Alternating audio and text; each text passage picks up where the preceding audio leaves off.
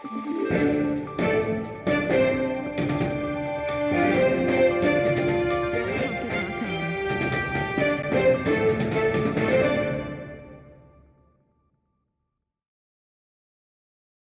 नमस्कार, मैं कौस्तुभ उपाध्याय प्रखर खबर में आपका स्वागत है। दोस्तों, थंबनेल पढ़कर आप यकीनन चौंक गए होंगे। जी हाँ, बिहार के मुख्यमंत्री नीतीश कुमार के इस्तीफे की खबर कल लोकसभा चुनाव की मतगणना के दिन आपको सुनने को मिल सकती है। एग्जिट पोलों के अनुमानों के मुताबिक कल अगर मतगणना में भाजपा की अगुवाई वाले एनडीए को स्पष्ट बहुमत या फिर बहुमत के आसपास की सीटें मिल जाती हैं तो चुनाव के फाइनल नतीजे आने तक नीतीश कुमार अपने पद से इस्तीफा दे सकते हैं। इसकी सारी तैयारियां पूरी कर ली गई हैं। मतगणना से ठीक एक दिन पहले नीतीश कुमार ने दिल्ली आकर प्रधानमंत्री नरेंद्र मोदी से मुलाकात भी कर ली है और बताया जा रहा है कि मोदी और नीतीश की इस मुलाकात में जदयू और बीजेपी के बीच की पॉलिटिकल डील फाइनल हो गई है। हालांकि इस मुलाकात के दौरान दोनों वरिष्ठ नेताओं के बीच एग्जैक्टली क्या बातचीत हुई, इस बारे में दोनों ही ओर से भी कोई आधिकारिक जानकारी नहीं दी गई है। पर दोनों ही पार्टियों के भीतरी सूत्रों का बताना है कि नीतीश कुमार के बिहार के मुख्यमंत्री पद से इस्तीफा देने के बाद उन्हें केंद्रीय मंत्रिमंडल में कैबिनेट मंत्री का पद दिए जाने की बात लगभग तय हो चुकी है। बताया जा रहा है कि नई केंद्र सरकार में नीतीश कुमार को रेलवे मंत्री का महत्वपूर्ण पोर्टफोलियो दिया जा सकता है।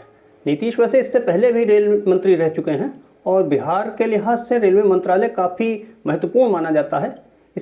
इसे देखते हुए उनकी रेल मंत्री बनने में काफ़ी रुचि भी बताई जा रही है। इसके अलावा बताया तो ये भी जा रहा है कि लोकसभा चुनाव में जदयू की बिहार में ज़्यादा सीटें आने पे नीतीश कुमार को रक्षा मंत्री जैसा महत्वपूर्ण पोर्टफोलियो भी दिया जा सकता है। कहा जा रहा है कि ऐसा करके नरेंद्र मोदी एक तीर से दो शिकार कर सकते हैं।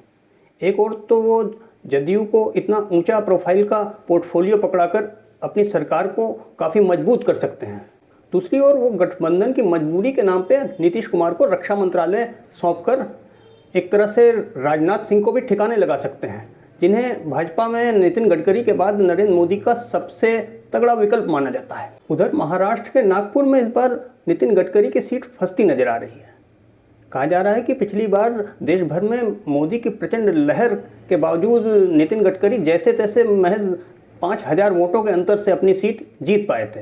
ऐसे में इस बार जब महाराष्ट्र में बीजेपी की हालत पतली है तो वो चुनाव हार भी सकते हैं। इधर लखनऊ में राजनाथ सिंह का चुनाव जीतना तय माना जा रहा है। ऐसे में राजनाथ सिंह भाजपा में नरेंद्र मोदी के इकलौते विकल्प रह जाएंगे और सारी दुनिया जानती है कि मोदी और शाह अपने विकल्प की किसी भी संभावनाओं को नेस्तनाबूद करके ही मानते हैं। तो ऐसे में नितिन गडकरी, शिवराज सिंह चौहान और वसुंधरा राजे सिंधिया को ठिकाने लगाने के बाद अब अगला नंबर सीधे सीधे राजनाथ सिंह का ही है।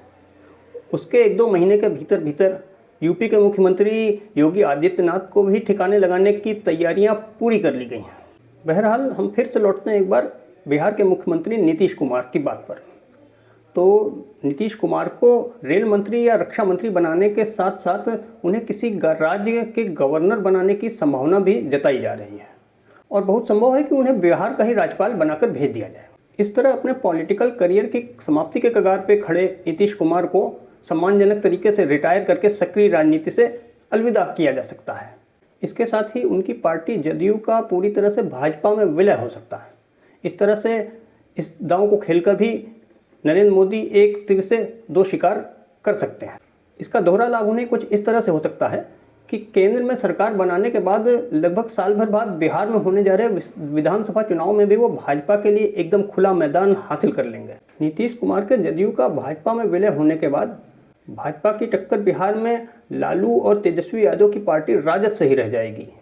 इस तरह बिहार में पहली बार अपने दम पर सरकार बनाने का भाजपा का सपना दशकों बाद पूरा हो सकता है। और बताने की ज़रूरत नहीं कि एमपी, राजस्थान और छत्तीसगढ़ की तरह ही बिहार में चुनाव जीतने के बाद मोदी और शाह इन राज्यों की तरह ही अपनी किसी कठपुतली या प्यादे को मुख्यमंत्री की कुर्सी पर बैठा देंगे। वैसे दिल्ली में मोदी और नीतीश की इस मुलाकात को एग्जिट पोल की प्रेशर पॉलिटिक्स से भी जोड़कर देखा जा रहा है, ताकि चुनावी नतीजों में एकदम कांटे की टक्कर रहने की सूरत में मोदी और शाह नीतीश का चारा दिखाकर ममता बनर्जी और नवीन पटनायक जैसे पुराने गठबंधन के साथियों को भी एक बार फिर से अपने खेमे में ला सकें। इस गेम प्लान के तहत ही डॉगी मीडिया के सारे न्यूज़ चैनल और दलाल एंकर बीजेपी को स्पष्ट बहुमत मिलने वाले एग्जिट पोल लगातार अपने चैनलों पर प्रसारित कर रहे हैं।